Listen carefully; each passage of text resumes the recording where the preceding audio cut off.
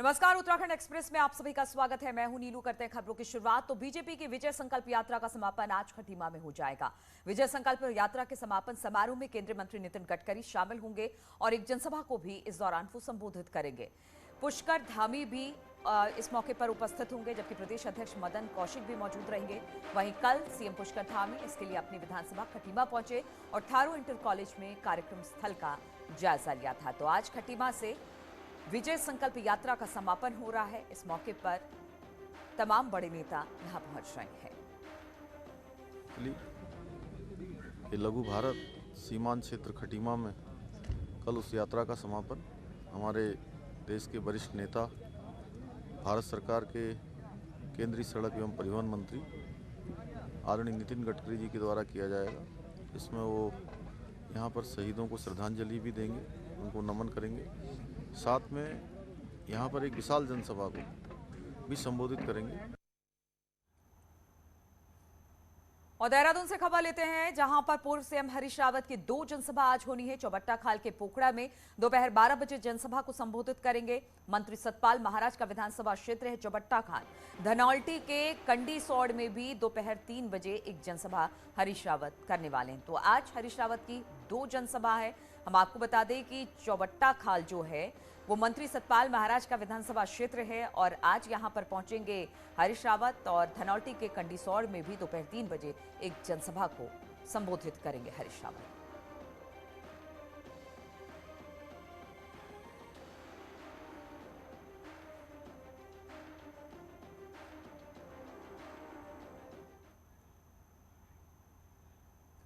और इसी पर बातचीत करने के लिए सुनील इस वक्त हमारे साथ जुड़ गए हैं। सुनील, आज विजय संकल्प रैली का समापन है। इस मौके पर नितिन गडकरी वहां पर पहुंच रहे हैं। तैयारियों का जायजा पहले ही सीएम ले चुके हैं। किस तरह की तैयारी से लेकर?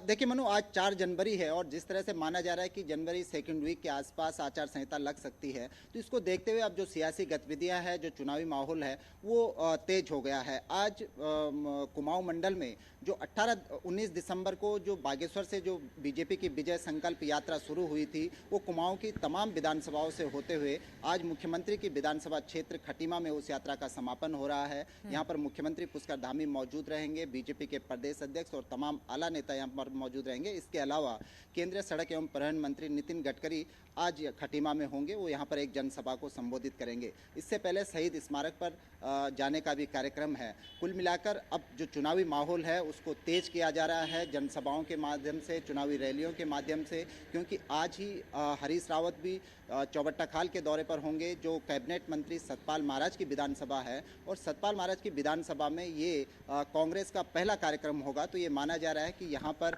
एक बड़ी जनसभा आज हरीश रावत करने जा रहे हैं, क्योंकि पिछले कई दिनों से इसकी तैयारियां चौबट्टा खाल में कांग्रेस लगातार कर रही थी। तो वहीं गढ़वाल मंडल में जो बीजेपी की विजय संकल्प यात्रा 18 दिसंबर को हरिद्वार से शुरू हुई थी, अगले 6 जनवरी को उसका भी समापन उत्तरकाशी में हो रहा है। यहाँ पर राजनाथ सिंह रक्षा मंत्री यहाँ पर पहुँचेंगे और ये पूरा ध्यान इन रैलियों में रखा जा रहा है कि संबंधित क्षेत्रों में जहाँ जिस तरह की कम्युनिटी, जिस तरह के हालात, भौगोलिक परिस्थितियाँ निर्भर करती हैं, वहाँ पर कम से कम उसी कम्युनिटी से जुड़े हुए या उसी डिपार्टमेंट से जुड़े हुए नेताओं को भेजा जाए, क्योंकि उत्तरकाशी एक सीमांत एरिया है, बॉर्डर से लगा हुआ एरिया है। इसीलिए यहाँ पर रक्षा मंत्री का यहाँ पर दौरा किया गया है। तो कुल मिलाकर हम देखते हैं कि अब जैसे जैसे चुनाव नज़दीक आते जा रहे हैं, जो सियासी गतिविधियां हैं, जो कार्यक्रम हैं, जो रैलियां हैं, उनमें भी मनु बहुत तेजी यहाँ पर दिखाई दे रही है। बिल्कुल। और सुनील, सबसे बड़ी बात यह है कि जैसे जैसे तारीखों की घोषणा होने की घड़ी अब नजदीक आ रही है, वैसे वैसे अब तमाम पार्टियों ने अपनी जोर आजमाइश तेज कर दी है। अगर हरीश रावत की बात की जाए, सतपाल महाराज के गढ़ में वो रहने वाले हैं, कितनी बड़ी रैली होगी, क्योंकि 2-2 है आज उनकी 2 जनसभाएं होनी है अलग अलग जगहों पर।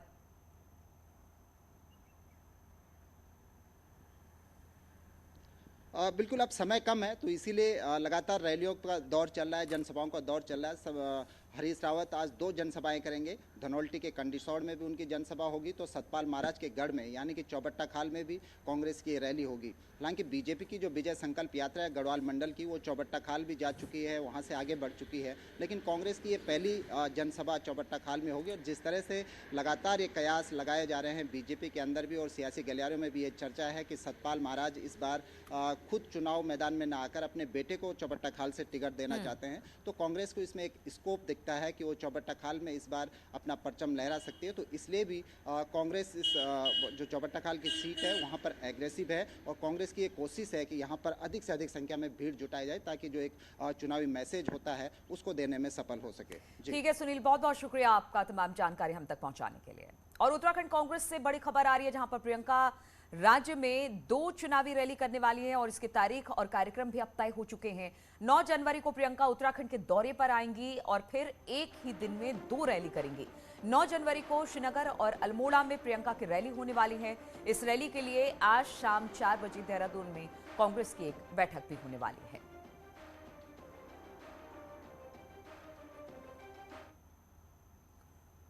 और लड़की हूं लड़ सकती हूं के नारे के साथ कांग्रेस महासचिव प्रियंका गांधी उत्तर प्रदेश में महिलाओं को साथ जोड़ रही हैं।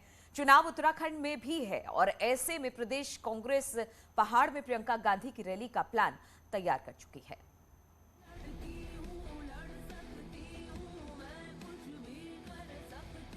लड़की हूं लड़ सकती हूं कैंपेन से यूपी में महिलाओं में उम्मीद जगाने वाली प्रियंका गांधी उत्तराखंड जल्द आ सकती हैं।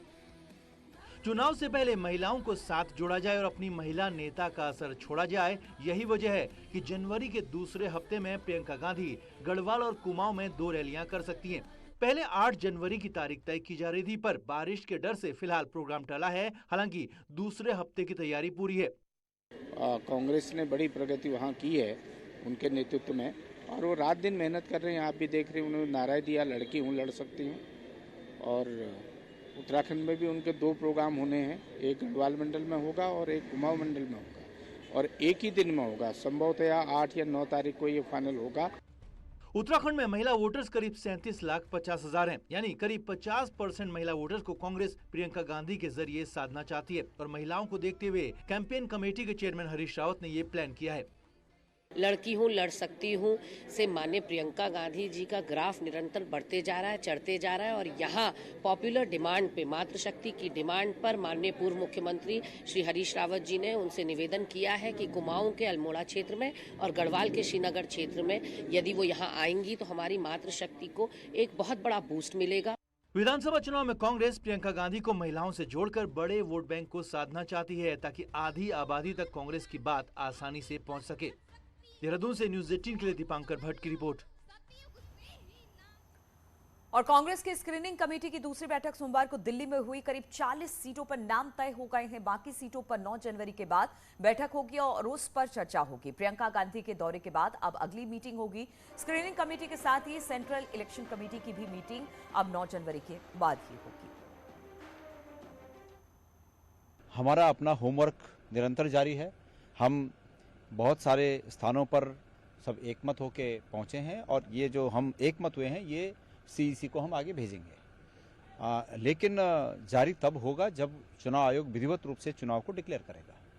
तो हम इसका इंतजार कर रहे हैं कि चुनाव आयोग जल्द से जल्द चुनाव डिक्लेयर करें। और उत्तराखंड में बीजेपी फिर नहीं आएगी। 3 तिगाड़ा काम बिगाड़ा। उत्तराखंड में नहीं आएगी भाजपा दोबारा। कांग्रेस का ये थीम सॉन्ग आज दिल्ली में कल दिल्ली में लॉन्च हुआ, जिसमें बीजेपी के 5 साल में 3 मुख्यमंत्री बनने की बात को मुद्दा बनाया गया है। गाने में कहा गया कि वादों की फाइल दबी हुई है और 3 मुख्यमंत्री बनाने पर भी एक काम नहीं हुआ। वहीं इसके बाद हरीश रावत ने कहा कि बीजेपी ने सिर्फ सीएम बदले हैं। वहीं उत्तराखंडियत को भी नुकसान पहुंचाने का आरोप बीजेपी पर लगाया। ये 3 तिगाड़ा काम बिगाड़ा। 5 साल में 3 मुख्यमंत्री, राज्य का विकास चौपट, जन कल्याण चौपट, महंगाई शीर्ष पर, बेरोजगारी बेलगाम। और ये एक ऐसा उत्तराखंड है जो अकल्पनीय है। और देहरादून से बड़ी खबर आ रही है। यहां पर कांग्रेस नेता किशोर उपाध्याय की बीजेपी नेताओं से मुलाकात हुई है। देहरादून में बीजेपी महामंत्री संगठन अजय कुमार के आवास पर यह मुलाकात हुई। इस दौरान बीजेपी के चुनाव प्रभारी प्रहलाद जोशी भी मौजूद रहे हैं। इसके बाद किशोर उपाध्याय की बीजेपी ज्वाइन करने की चर्चाओं ने अब जोर पकड़ लिया है। हालांकि किशोर उपाध्याय ने बीजेपी ज्वाइन करने से इनकार किया है। किशोर ने कहा कि वनाधिकार कानून को लेकर बातचीत हुई है। इसे लेकर हाल में उत्तर प्रदेश के पूर्व सीएम अखिलेश यादव से भी मिलना हुआ है।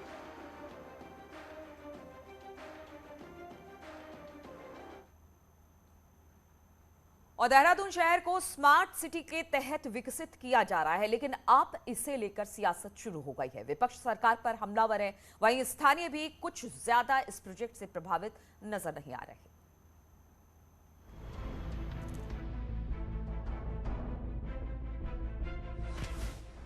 राजधानी देहरादून को स्मार्ट बनाने के लिए साल 2017 में करीब 1400 करोड़ की लागत से स्मार्ट सिटी प्रोजेक्ट शुरू हुआ था, लेकिन फिलहाल स्मार्ट सिटी की झलक तो लोगों को नहीं दिखी और कई लोग यहां हो रहे काम को लेकर सवाल जरूर उठाने लगे हैं। दायरे से हम गुजरे हैं कि 3 दिन तक घर में पानी नहीं, रोड में खड्डे। आज भी आप चले जाइए सुभाष रोड पे, रात को एक्सीडेंट होते होते बचते हैं। तो लगता तो नहीं है कि स्मार्ट सिटी तक हम लोग सेफ रहेंगे। मेरी टांग वांग नहीं टूटी भी नहीं मिलेगी आपको, या मैं पानी से तरफ नहीं रहा हूँ। देहरादून में 10 विधानसभा सीटें, लेकिन स्मार्ट सिटी प्रोजेक्ट 3 विधानसभाओं को प्रभावित करता है, जिसमें राजपुर विधानसभा का करीब 70% हिस्सा शामिल है। लेकिन अब कांग्रेस भी स्मार्ट सिटी के काम पर सवाल उठा रही है। हालांकि बीजेपी का कहना है कि काम में समय तो लगता है, कोई जादू की छड़ी नहीं है कि काम जल्दी हो जाए। अभी भी हम अधिकारियों से मिल रहे हैं और इसमें जांच की मांग कर रहे हैं। जांच में पानी का पानी, दूध का दूध अलग हो जाएगा। और ये पैसा जो जनता का बर्बाद कर रहे हैं, यहाँ से रिटर्न कर रहे हैं कमीशन के नाम पर। इतनी कमीशन ली जा रही है, चाहे जेईए हो एई हो, कोई किसी को बख्शा नहीं जाएगा। और मुझे लगता है कि इससे कोई नुकसान भारतीय जनता पार्टी का होने वाला नहीं है और काम हो रहा है। कोई जादू की छड़ी किसी के पास नहीं है। चाहे कांग्रेस की भी सरकार होती है तो क्या जादू की छड़ी थी उनके पास जो तुरंत कर लेते? सत्ता पक्ष के लोग प्रोजेक्ट को लेकर पहले बड़े बड़े दावे करते रहे हैं, लेकिन इस प्रोजेक्ट के शुरू होने के बाद काम की रफ्तार पर भी सवाल उठते रहे हैं और लोगों को भी परेशानी का सामना करना पड़ा है। अब ऐसे में स्मार्ट सिटी प्रोजेक्ट कहीं बीजेपी के लिए नुकसान का सौदा साबित न हो जाए। देहरादून से न्यूज़ 18 के लिए सत्येंद्र बर्तवाल की रिपोर्ट। और चुनावी साल में पिथौरागढ़ में बेस हॉस्पिटल के मुद्दे पर सियासत गर्मा गई है। असल में बेस हॉस्पिटल का जिन बोतल के बाहर तब निकला जब बेस अस्पताल शुरू करने के बजाय इसमें जिला अस्पताल की एक्सटेंशन यूनिट शुरू कर दी गई। पिथौरागढ़ में बेस हॉस्पिटल के साथ सियासत का पुराना नाता है। 2005 में एनडी तिवारी सरकार में जब महिला और पुरुष चिकित्सालय को मिलाकर बेस अस्पताल बनाने का ऐलान हुआ तो भाजपाइयों ने जमकर हंगामा काटा। नतीजा ये रहा कि 2011 में बीजेपी ने चंडाक में बेस अस्पताल बनाने का काम शुरू किया, लेकिन सत्ता बदलने पर कांग्रेस ने चंडाक से पुनेड़ी में बेस अस्पताल का निर्माण शुरू करवाया। तब से अब तक बेस अस्पताल बनाने में 65 करोड़ की धनराशि खर्च हो चुकी है, लेकिन अब भी बेस अस्पताल शुरू करने के बजाय इसमें जिला अस्पताल की एक्सटेंशन यूनिट चलाई जा रही है। इसमें स्वास्थ्य सचिव महोदय से इसमें चर्चा की और उनकी तरफ से भी ये निर्देशित किया गया है कि टेम्परेरी बेसिस पे उस सुविधा का उपयोग किया जा सकता है। तो इस कारण से हम लोग ओपीडी या कुछ आउटडोर और इंडोर के जो रूम्स बढ़ाने हैं उन चीज़ों को वहाँ स्टार्ट करने की टेम्परेरी बेसिस पे एक कोशिश कर रहे हैं। बेस अस्पताल का 90% काम पूरा हो चुका है। यही नहीं, सीटी स्कैन से लेकर जरूरी मेडिकल इंस्ट्रूमेंट यहाँ लग चुके हैं, लेकिन फिर भी बेस अस्पताल संचालन का जियो जारी नहीं हो पाया है। यही नहीं, जरूरी मेडिकल और पैरामेडिकल स्टाफ की भी नियुक्ति नहीं हुई है। तो ऐसे में एक्सटेंशन यूनिट के संचालन ने कांग्रेस को बैठे बिठाए एक मुद्दा थमा दिया है। और 5 साल पहले हमने मेडिकल कॉलेज की नींव रखी थी, उसको शुरुआत करने के लिए पैसा आवंटित किया था। आज तक उसमें एक ईंट नहीं लगी है और आश्चर्य नहीं होगा कल के दिन में यहाँ कोई बड़ा नेता आए और कहे कि बेस हॉस्पिटल का एक्सटेंशन हमने मेडिकल कॉलेज में कर दिया है। तो ये स्वास्थ्य सेवाओं का मजाक है, पिथौरागढ़ की जनता की स्वास्थ्य से खिलवाड़ है। बोतल से बाहर निकला बेस हॉस्पिटल का जिन चुनाव में क्या गुल खिलाएगा ये तो वक्त बताएगा, लेकिन इतना जरूर है कि बेहतर स्वास्थ्य सेवाओं की उम्मीद कर रही पिथौरागढ़ की जनता को बेस हॉस्पिटल के संचालन नहीं होने से निराशा जरूर हाथ लगी है। न्यूज़ 18 के लिए पिथौरागढ़ से विजयवर्धन उप्रेती की रिपोर्ट। और अब मौसम की बात करते हैं तो आज से राज्य में फिर से मौसम बदलने जा रहा है। आज से राज्य में कई जिलों में बारिश के आसार हैं, जबकि 5 जनवरी को बारिश के साथ बर्फबारी की भी संभावना जताई जा रही है। ऊंचाई वाले इलाकों में जमकर बर्फबारी होगी। पिथौरागढ़, उत्तरकाशी, रुद्रप्रयाग, चमोली, बागेश्वर के ऊंचाई वाले इलाकों में भारी बर्फबारी की संभावना है। वहीं 6 जनवरी को भी बारिश और बर्फबारी की संभावना है। मैदानी इलाकों में बारिश होगी।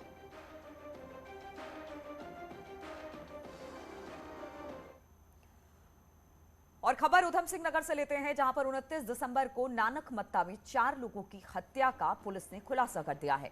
पुलिस ने मामले में 3 लोगों को गिरफ्तार किया है। बताया जा रहा है कि मृतक अंकित रस्तोगी के दोस्त रानू रस्तोगी ने अपने 3 साथियों मुकेश वर्मा, राहुल वर्मा और सचिन सक्सेना के साथ मिलकर हत्याकांड को अंजाम दिया था। हत्या में इस्तेमाल हथियार को कार को भी बरामद कर लिया गया है। आपको बता दें कि 29 दिसंबर को आशीर्वाद ज्वेलर्स चलाने वाले अंकित रस्तोगी की नानी मां और रिश्ते के भाई के शव अलग अलग जगहों पर पाए गए थे।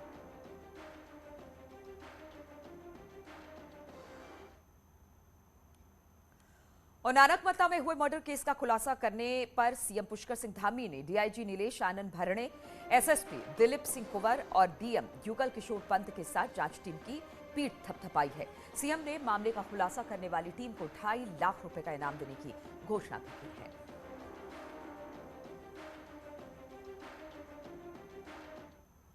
और देहरादून से खबर लेते हैं, जहां पर एमडीडीए के नाम पर फर्जी अधिकारी बनकर ठगी का मामला सामने आया है। पुलिस ने ऐसे 2 आरोपियों को गिरफ्तार किया है, जो फर्जी अधिकारी बनकर मकान के नक्शे को गलत बताकर वसूली किया करते थे और मकान मालिक से 50,000 रुपए वसूल भी चुके थे। पुलिस ने 2 आरोपी रवि रंजन और सुधांशु पांडे को गिरफ्तार किया है।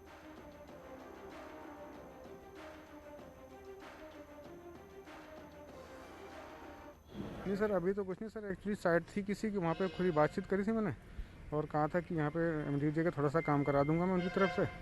बट सर वो फिर मैं जा नहीं पाया था, साथ में मेरे थे, फिर ये गए थे, इन्होंने वहाँ पैसे वैसे ले लिए थे। रवि रंजन नाम का एक व्यक्ति और सुधांशु पांडे नाम का एक व्यक्ति इनके पास आए थे। इनसे 50,000 रुपये पहले तो ज़्यादा मांग रहे थे, 80,000 करीब।